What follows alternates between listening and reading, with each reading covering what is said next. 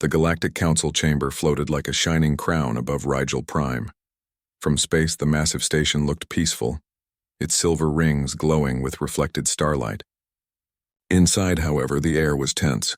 Hundreds of alien representatives sat in tiered seats, their forms tall, short-scaled, feathered, and strange, but all united in one cause.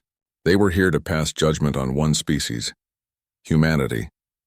At the center of the chamber, under the dome of transparent crystal, stood Ambassador Elias Cade of Earth. His dark suit was plain compared to the jeweled robes and shimmering armor worn by the alien delegates. Still, his presence carried a quiet strength. He had traveled light years to defend his people, but as he looked around, he knew the decision had already been made. A voice boomed across the chamber. It came from High Speaker Taral, leader of the council. Her species resembled tall serpents with golden eyes that gleamed coldly. "Humanity has been found reckless," she declared. "Your innovations disrupt the balance. Your defiance threatens peace. You take what is forbidden and shape it without wisdom. For the safety of the galaxy, the Council exiles Earth." A low hum of approval spread across the chamber. Alien voices clicked, hissed, and buzzed in agreement. Ambassador Cade stepped forward, his voice steady though his chest ached. "Exile for daring to dream? For building machines that could heal and ships that could fly faster? We asked only for partnership. We never sought conquest." "You sought independence," interrupted a delegate with a crest of silver feathers. "That is more dangerous than conquest. Independence breeds disobedience. Disobedience leads to war." Cade's fists clenched at his sides, but he forced himself calm. "Then you fear us not for what we have done, but for what we might become." There was silence. His words had cut close to the truth, but no one dared admit it. The High Speaker's eyes narrowed. "You will no longer trade in our markets. No council ship may enter your system. Your people may not settle beyond your sun. Earth is banished. The stars are closed to you." The sound of the council's gavel, a heavy strike of crystal against stone, echoed like a death sentence. Ambassador Cade lowered his head, but not in surrender. In that moment, he vowed silently, humanity would not remain in chains. When the ambassador returned home, his ship touched down on the green plains of Earth with heavy news. The broadcast was sent across all continents. Earth had been cast out. At first, silence followed. Then came outrage. Crowds filled the streets of New London, Cairo Dome, and Neo-Tokyo. Protesters held banners painted with stars crossed out by heavy lines. Others shouted that the Council had always feared humanity's rise. In the underground chambers of the United Earth government, leaders gathered. The room was dim, but the walls glowed with projected maps of the solar system. President Amina Solari sat at the center, her eyes sharp with determination. Around her were generals, scientists, and ambassadors. "They cut us off from trade," said General Ruiz, his voice rough. "Our colonies on Europa and Mars will starve if supplies stop." "Then we must learn to build more ourselves," replied Dr. Li Wei, head of the science division. Necessity has always been humanity's greatest teacher. Some leaders argued for compliance, saying Earth could not survive without alien support. Others demanded open defiance, calling for immediate war. The room nearly erupted with anger until President Solari raised her hand. "We will not beg," she said firmly. "And we will not break ourselves against their fleets, not yet. But mark this, humanity will not remain in exile forever. If the Council bars us from the stars, then we shall carve our own path to them." The words settled over the room like steel. For the first time, the leaders of Earth were united, not in fear, but in purpose. Months passed. Trade ships vanished. Alien goods no longer reached human ports. Life grew harder. On Mars, colonists rationed food. On Europa, miners recycled every drop of water. Children on Earth looked to the night sky and asked why the stars no longer welcomed them. Yet in that hardship, something stirred. Hidden deep beneath the red canyons of Mars, engineers worked in secret laboratories. In Earth's orbit, massive frames of metal began to take shape, shipyards built from asteroid rock and lunar steel. Every scientist who once begged the Council for scraps now poured their brilliance into new projects. In an old factory on the plains of Africa, drones hummed as they built strange engines unlike any seen before. On Titan, researchers tested adaptive armor that could shift against attacks. It was as if exile had lit a fire in every human heart. Dr. Li Wei once said in a speech broadcast to every colony, "They thought exile would weaken us. They thought without their markets we would wither.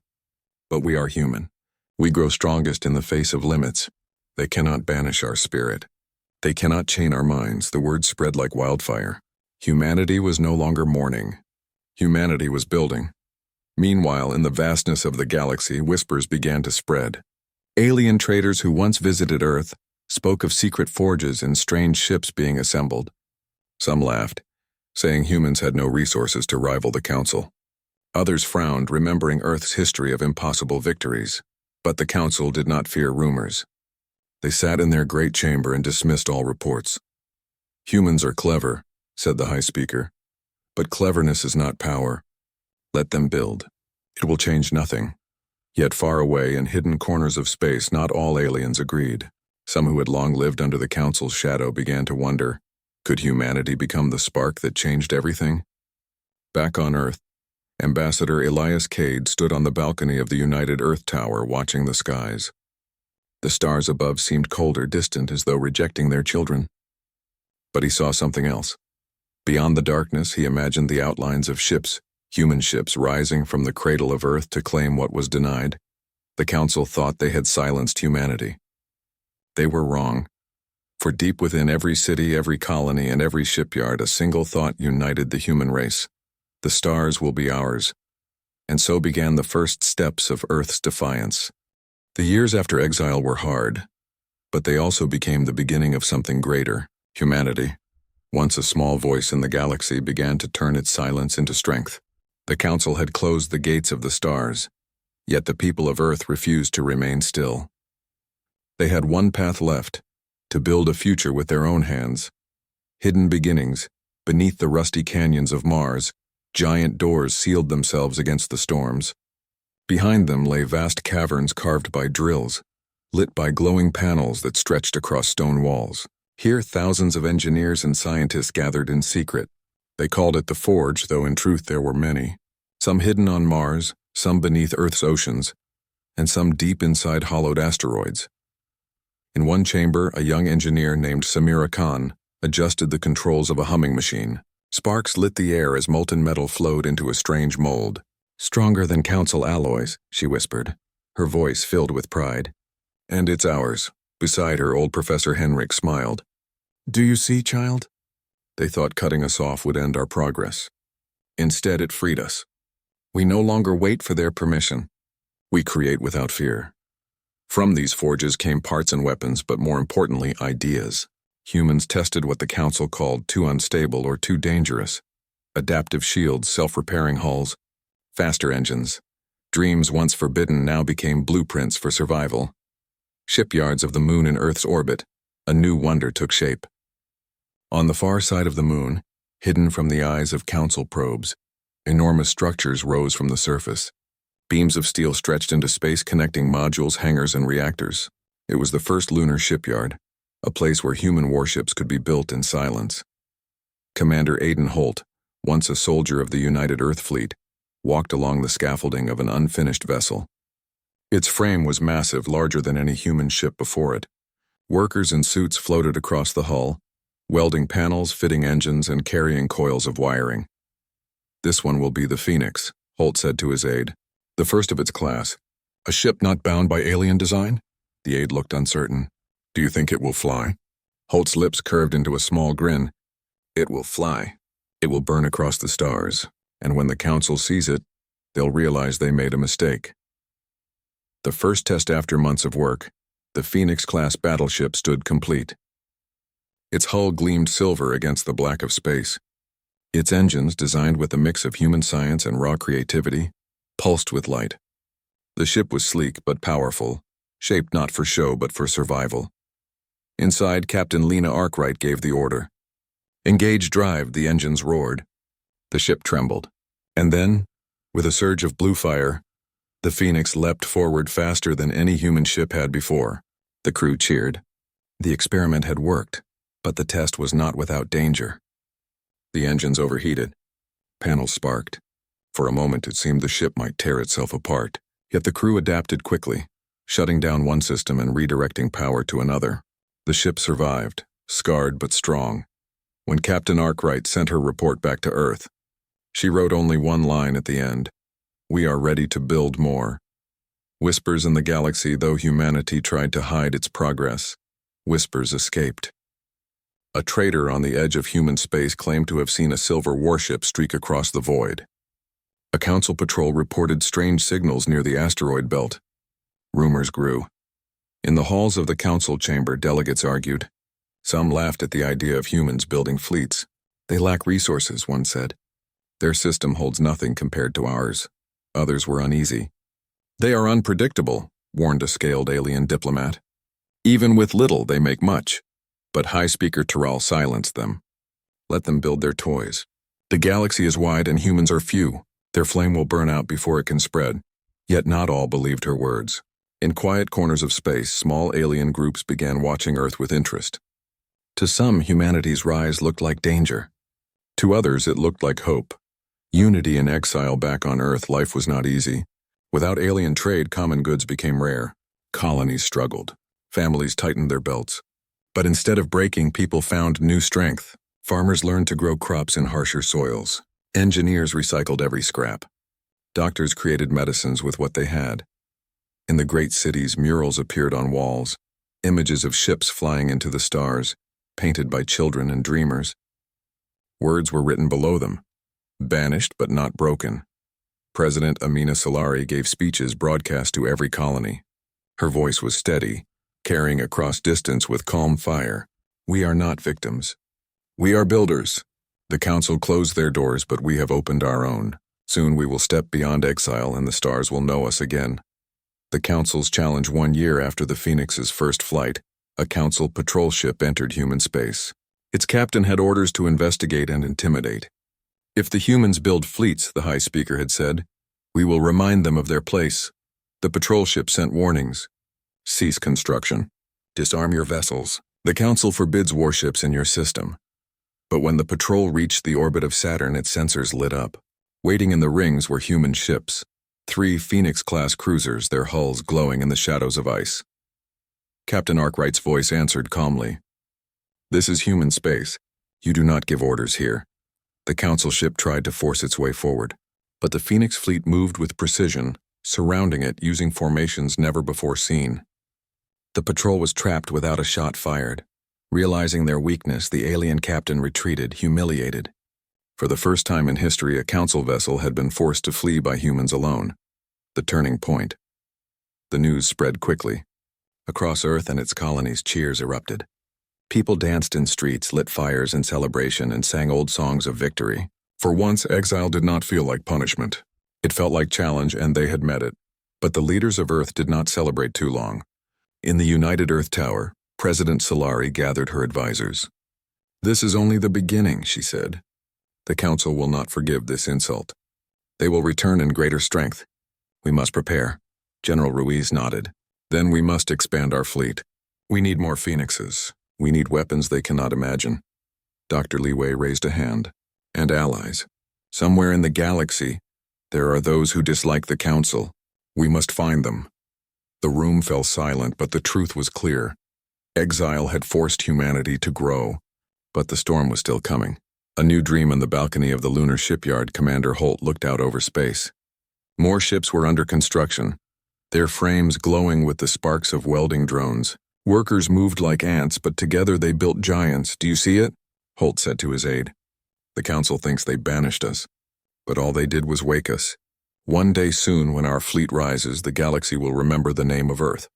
In the distance, the Phoenix battleship soared past, engines blazing, a symbol of humanity's defiance. The stars no longer felt closed. They felt closer than ever. The galaxy had grown restless. For months, rumors of human warships spread from one star system to another. Traders whispered of glowing silver hulls moving faster than expected. Miners claimed to see strange ships in asteroid fields, vanishing before Council patrols arrived. The Council dismissed these as lies. Yet beneath their pride, unease grew. Finally, the High Speaker gave an order. "Send a fleet. Not one ship, but many. Let the humans remember their place." And so a squadron of Council warships entered the Sol system. Their destination was Saturn, where they believed human fleets were hiding. The calm before the storm, Captain. Lena Arkwright stood on the bridge of the Phoenix Rising, the first and most powerful of the Phoenix-class ships. Around her, the crew prepared silently, eyes fixed on glowing screens and shifting displays. Outside the window, Saturn's golden ring stretched across space like endless rivers of ice. Her second officer, Lieutenant Marcus Hale, broke the silence. Council ships entering at the edge of the system. 9 vessels. They'll be here in less than an hour. The crew exchanged nervous glances. Everyone knew this would be humanity's first real clash, not just a standoff. Arkwright's voice was steady. Signal the fleet. Hold positions in the rings. We will not fire first, but we will not bow. Hidden among Saturn's rings, 3 Phoenix-class warships waited like hunters in tall grass. Their silver hulls blended with drifting ice and rock. Crews whispered to one another, some with fear, others with excitement. They all knew history would remember this day. The arrival of the enemy.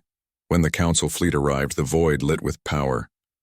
Their ships were larger, older, and more polished than humanity's. Some bristled with weapons that had crushed rebellions centuries before. The lead vessel sent out a booming broadcast. This is the Council fleet. Humanity, you are in violation of exile. Disarm and surrender your ships. If you resist, you will be destroyed. On the Phoenix Rising, the crew listened in silence. Captain Arkwright straightened her jacket and spoke firmly into the comms. This is human space. You do not command here. Leave or face consequences. The Council captain laughed coldly, his voice dripping with arrogance. Consequences? You think your little machines can challenge the Council? Very well. Let us show you your mistake. And with that, the Council ships advanced.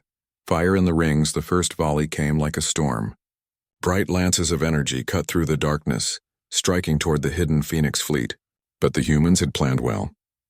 The ships shifted quickly, hiding behind Saturn's icy rocks. The energy blasts shattered chunks of ice, scattering glittering fragments like stars. But the Phoenix hulls remained untouched. Return fire, Arkwright commanded. The Phoenix fleet emerged from the shadows, their weapons blazing. Streams of plasma and kinetic rounds shot forward, striking the lead Council cruiser. Sparks erupted across its shields, and for the first time an alien vessel recoiled from human fire. The Council ships regrouped, firing again in tight formation. But humans fought differently. Instead of rigid lines, they moved fluidly, weaving between the rings, using cover, splitting and rejoining like waves of the ocean. Lieutenant Hale grinned as he watched the enemy stumble. They don't know how to read us. They expect order, not chaos, Arkwright nodded. Then we'll give them chaos. A desperate maneuver, the battle raged on. One Phoenix ship, the Resolute, took heavy damage. Fire erupted across its hull, alarms blaring. Its captain, Elias Mendoza, knew they could not survive long. Divert all power to engines, he ordered. His crew stared in shock. Captain, that will leave us defenseless. Mendoza's eyes were calm. Then we'll make our last strike count. The Resolute surged forward, engines screaming. It slammed into the side of a Council cruiser, its hull tearing like metal paper. The explosion lit the darkness, and both ships were destroyed in a blazing inferno. On the Phoenix Rising, silence filled the bridge as they watched. Arkwright's throat tightened, but she forced herself steady. The Resolute will be remembered. Now finish what they began. Turning the tide, anger and sorrow fueled the Phoenix fleet. They struck harder, faster, weaving through enemy fire with daring maneuvers. At one point, Arkwright ordered a risky move, driving the Phoenix Rising directly through Saturn's ring plane. Chunks of ice and rock battered the hull, but the ship endured. From the other side, they fired at the Council's rear, catching them unprepared. Another alien vessel exploded, its wreckage scattering into the void. Soon, the once confident Council fleet was broken. 3 of their ships were destroyed, 2 disabled, and the rest retreating. Their final broadcast was panicked, their arrogance gone. This fight is not over, humans. The Council will return. Then they vanished into faster-than-light travel, leaving silence behind. The aftermath inside, the Phoenix Rising, the crew erupted in cheers. Some hugged, others cried, but all knew they had done the impossible. They had faced the mighty Council and survived. Arkwright stood tall, though her heart ached for the loss of the Resolute. She spoke quietly but firmly. This is only the beginning. We have won a battle, not the war. But today humanity proved we are no longer exiles. We are contenders. Across Earth and its colonies, news of the victory spread like wildfire. Children shouted in the streets. Workers in the shipyards painted the name Resolute across walls in honor. For the first time since exile, hope burned brighter than fear. Whispers of change far beyond the Sol system. The galaxy reacted with shock. For centuries, no young race had ever stood against the Council and lived. Now stories of human courage spread across star systems. Some alien races scoffed. It was only one skirmish, they said. The Council will crush them in time. But others whispered in secret. If humans can fight them, perhaps we can too. Small civilizations oppressed by the Council began to watch Earth closely, wondering if an alliance might be possible. The High Speaker, furious at the reports, called for an emergency council meeting. The humans are not to be underestimated, she hissed. We will gather a grand fleet. We will remind them of the power they defy. A message to the stars back on Earth. President Amina Solari stood before the cameras, her voice steady and strong. Today, our fleet has faced the Council and stood victorious. We mourn those we lost, but we celebrate what we have proven. Humanity will not bow.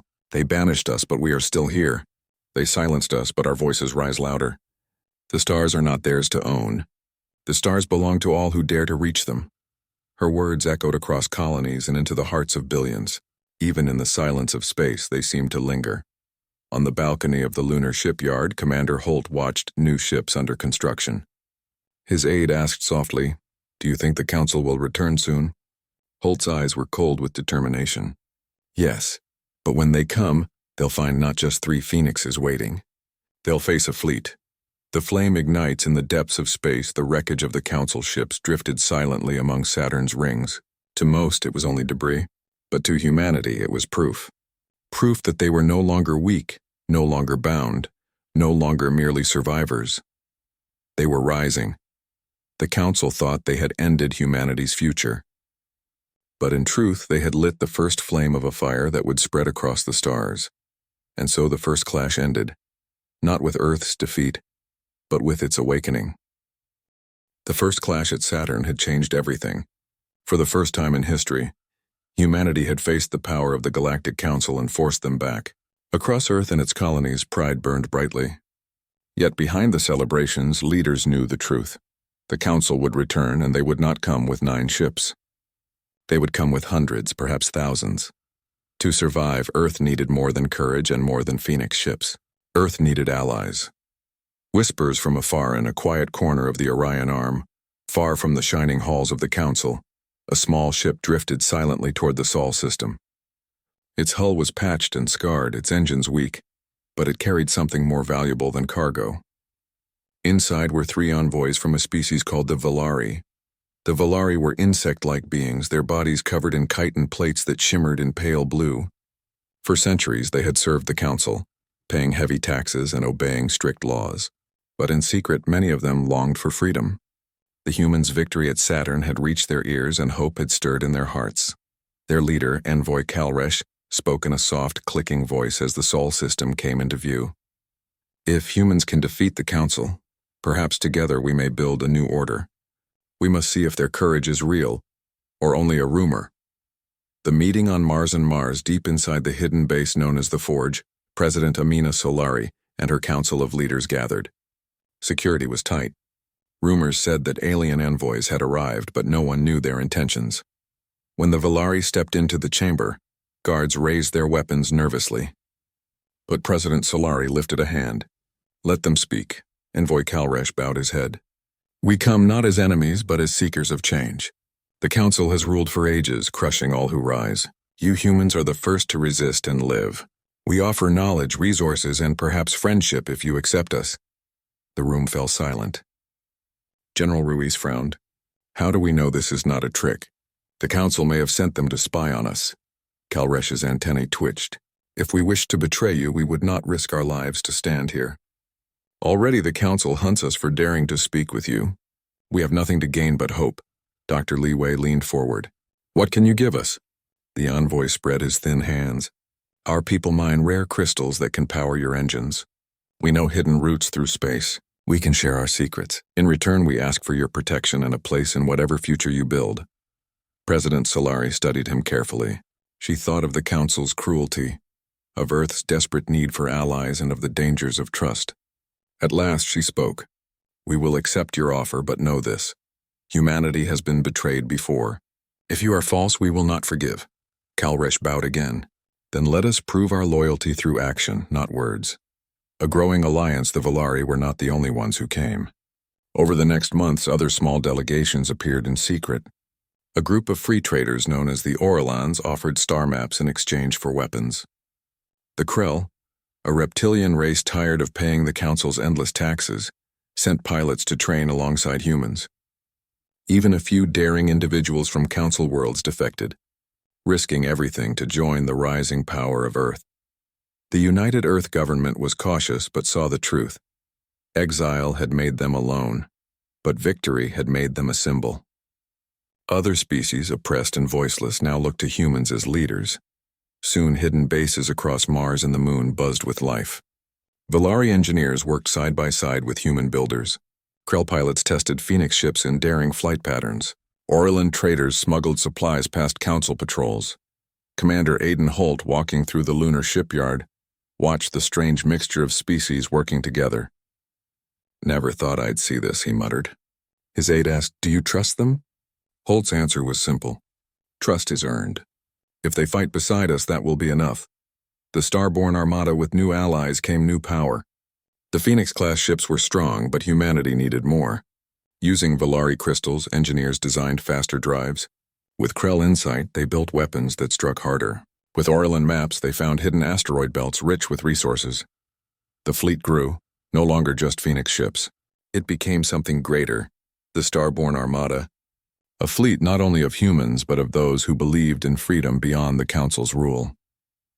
On the bridge of the Phoenix Rising, Captain Arkwright looked at the new ships forming around her. Some bore alien markings, others human, but together they formed a force unlike anything the galaxy had seen. "We are not alone anymore," she whispered. Shadows of doubt, yet unity was not simple. Some humans distrusted the aliens, whispering that they would betray them when the Council attacked. Some aliens worried that humans sought to rule them, not lead them. Small fights broke out in shipyards, arguments over resources and orders. President Solari called for patience. "We are many races, but one purpose. If we let old fears divide us, we will fall. If we stand together, we can build something greater than any empire." Her words calmed many, but doubts remained. Trust was fragile like glass. Only the fires of battle could prove whether the alliance was real. The gathering storm far across the stars, the Council prepared. Reports of humans joining with alien defectors filled their chambers. The High Speaker's voice shook with anger. "This cannot continue. If they spread their rebellion, our rule will crumble. Gather the fleets. Crush them before they rise further." From every corner of the galaxy, Council warships began to move. Hundreds of vessels, armed with the deadliest weapons known, gathered at the edge of human space. The storm was coming. In the forge on Mars, Dr. Li Wei studied the reports with grave eyes. "They are building the largest fleet in centuries. If we face them unprepared, we will be destroyed." General Ruiz slammed his fist on the table. "Then we prepare faster. Every ship we build, every ally we gain, it must be ready." A choice of faith on the eve of battle. President Solari gathered her leaders and allies. The chamber was filled with voices of many species, all waiting for her decision. "We have two paths," she said. "We can remain hidden, building in shadows and hope the Council overlooks us.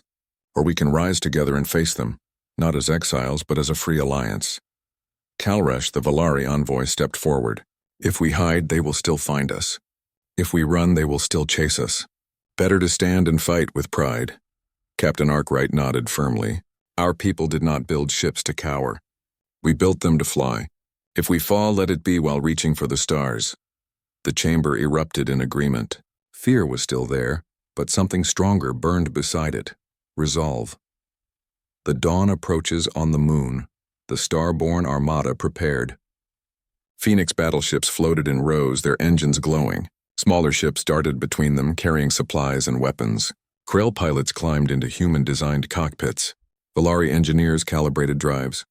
Commander Holt stood on the command deck, staring at the vast fleet assembling before him. "This is it," he whispered. "Not just Earth's fleet, a fleet of the free." In the distance, the stars shimmered faintly. Somewhere beyond them, the Council's Grand Armada was on the march, and as the Starborn Armada rose from its hidden forges, the galaxy held its breath. The exiles were no longer alone. They were ready to meet the storm. The day of reckoning had come. For years, Earth had built its fleet in secret, gathering allies from shadowed corners of the galaxy. The Starborn Armada, a force forged in exile and bound by hope, now sailed into the darkness beyond the Sol system. Ahead lay Proxima Centauri, where the Council had gathered its greatest armada. Thousands of warships shaped by centuries of rule waited to crush humanity and its allies once and for all. The gathering of storms from Mars to the Moon, the Starborn Armada prepared for war. In hidden hangars, final repairs were made. Pilots ran through drills. Engineers checked weapons and shields again and again. On the command deck of the Phoenix Rising, Captain Lena Arkwright paced slowly, her eyes on the holographic map of the battlefield. Beside her, General Ruiz spoke softly. "They outnumber us 10-1. How can we win?" Arkwright looked at him steadily, not with numbers but with unity and surprise. "They expect us to fight like humans. We will fight like something they have never seen." From the ranks of allies, voices of agreement rose. Volari engineers prepared their crystal drives. Krell pilots tuned their plasma cannons. Orlan traders loaded the last shipments of supplies. The Armada was ready. The battle begins. The Council fleet appeared first as a shadow in the void. Endless shapes of warships stretched across the darkness, their edges glowing with energy shields. Above them hovered the High Speaker's flagship, a massive vessel known as the Oblivion. Its presence alone silenced the Starborn Armada's chatter. President Amina Solari stood on the bridge of her command ship. "Today we stand for freedom," she told her assembled leaders. "We stand not for Earth alone, but for all who have been silenced. Let the Council know we will not bow." Captain Arkwright's voice came over the comms. "Positions! All ships to combat readiness!" And the Armada moved. Chaos in the void. The battle began with a thunderous exchange of fire. Council ships unleashed beams of energy that lit the void like a storm of stars. The Starborn ships responded with unmatched coordination. Phoenix-class vessels weaved in and out of enemy fire. Volari cruisers used crystal drives to launch sudden strikes from unexpected directions. Krell fighters darted between the larger ships, striking with precise bursts before disappearing into shadows. Lieutenant Marcus Hale grinned as he watched the chaos unfold. They never expected this kind of fight. "Then we'll give them more," Arkwright replied, her eyes fixed on the enemy flagship. The Oblivion moved forward like a dark mountain, its weapons blazing. Council ships pressed forward in waves, but the Armada responded with clever tactics. Mines hidden in asteroid debris exploded near enemy formations. Decoy ships drew fire away from the main fleet. Every move was designed to weaken the Council's strength before the final blow. The solar lance deep within the command deck of the Phoenix Rising, Captain Arkwright gave her order. "Prepare the solar lance." The solar lance was humanity's most daring weapon. Powered by the Volari crystal drives, it could harness the energy of a star and release it in a single, concentrated beam. It had never been tested in battle, but Arkwright believed it could turn the tide. The crew worked quickly, the hum of energy growing louder. Outside, Council ships closed in, unaware of what was coming. Arkwright took a deep breath. "Fire when ready." The beam erupted, a column of pure light that cut through space. It struck the Oblivion directly, tearing through its shields and hull. The flagship shuddered violently before breaking apart in a blaze of light. The effect was immediate. The Council fleet faltered, confusion spreading through their lines. Turning the tide, seizing the moment, the Starborn Armada pressed forward. Waves of human and allied ships struck at the Council vessels. The battle became a storm of light and sound, the void filled with explosions and the hum of energy weapons. The Volari moved with precision, cutting down supply lines. The Krell targeted the Council's heavy cruisers, forcing them to retreat. The Orlans used stealth to sabotage command ships. Humanity fought with heart, but their allies fought with equal determination. President Solari watched the battle unfold from her ship. "This is more than war," she said quietly. "This is the birth of something new. The Council falls, the Council fleet, once the greatest power in the galaxy, now faltered. Without their flagship, command broke apart. Ships turned to flee, others surrendered. The void became a graveyard of metal and light. The High Speaker's voice came over the Council's comms. "This is not over, humans. We will return." But her words were weak. lacking the certainty they once carried. "On the Phoenix rising," Captain Arkwright replied simply, "then we will be ready." The Council fleet withdrew into faster-than-light travel, leaving the battlefield to the starborn armada. Silence settled over the void once more, broken only by the cheers of the victors. A new dawn on Earth and across allied worlds, the news spread quickly. Humanity had not only survived exile, but had shattered the greatest power in the galaxy. Streets filled with celebrations. Flags of Earth and its allies waved side by side. Songs were sung of the Phoenix and of freedom. President Solari addressed the galaxy. Her voice carried across every ship and station. "We were banished, but we have risen. We faced the greatest fleet in the stars and stood victorious. Today we call for a new order, one of freedom, equality, and unity. The galaxy belongs to all who dream of peace." In hidden corners of the galaxy, oppressed species listened. Some pledged themselves to the new alliance. Others began to whisper of revolts against the Council. The spark of change had spread. The price of victory. The victory had not come without cost. Thousands of brave souls had been lost. Entire ships had been destroyed. On the Phoenix rising, Captain Arkwright stood in silence before the names of the fallen, etched into a memorial wall. General Ruiz placed a hand on her shoulder. "They will remember them," Arkwright nodded. "They will. And they will remember this day, not for the blood we shed, but for the hope we gave." A fleet of the free, the starborn armada, gathered at the edge of human space, its ships shining like a fleet of stars. Earth's flag flew among the flags of Valari, Krell, Aurelin, and others. They were no longer exiles. They were not a single world, but a fleet of the free. Commander Holt stood on the bridge of his ship looking out into the galaxy. The Council thought they could end us. But we built something stronger. Not just a fleet, a cause. Captain Arkwright stepped beside him. The stars are no longer theirs. They belong to everyone who dares to reach for them. The ships surged forward together, the armada leading the charge into a new era. The future awaits. The war was not over. The Council would rebuild. There would be more battles. But humanity and its allies had proven one thing. No power could stop a people united by hope and will. From Earth to the far reaches of space, the story of the Phoenix fleet spread. And wherever there were those who dreamed of freedom, the call was heard. The exile had ended. The rise had begun, and the stars belonged to them all.